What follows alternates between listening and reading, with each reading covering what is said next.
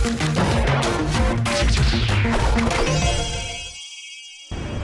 位觀眾朋友，大家好，歡迎收看《高高講學會》。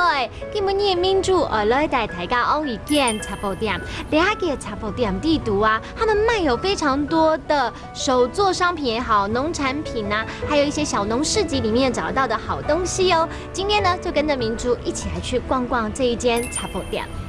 聽說你的雜貨店裡面賣了很多台灣南北的雜貨，而且啊，聽說這雜貨店不一樣，不是大家想象的傳統雜貨店，這裡面賣的來頭都不小，對不對？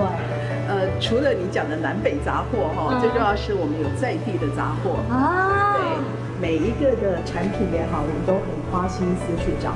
那每一個產品背後都有一個動人的故事。聽說你們還有做網站的行銷，把我們每天新鮮到來的農產品，然後在這邊新瓦屋這邊，我們每天感受到的一個人情。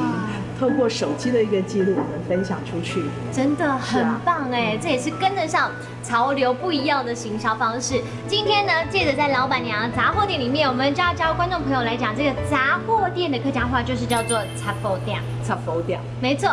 而且呢，你剛才提到我們透過社群網站來做行銷，這個網站的客家話就是叫做苗站。苗站。沒錯，就是苗站。而呢，用社群網站宣傳雜貨店，這句話你會嗎？用社群的苗站宣傳雜貨店。沒錯，用社群苗站宣傳雜貨店。用社群苗站宣傳雜貨店，這真的是一個省錢又省時省力的一個宣傳方式。對呀，對呀。好。Hello， 各位觀眾朋友們，今天呢，我們來到秋月老師這間雜貨店，非常特別吧？不單是收集台灣南北最棒的雜貨，重點呢，他們就是宣傳在地小農的好物，跟大家分享。當然了，我們認識新的詞，一起來複習一遍吧。來看到第一個詞呢，就是雜貨店，茶鋪店，茶鋪店。第二個呢，就是網站，網站，網站。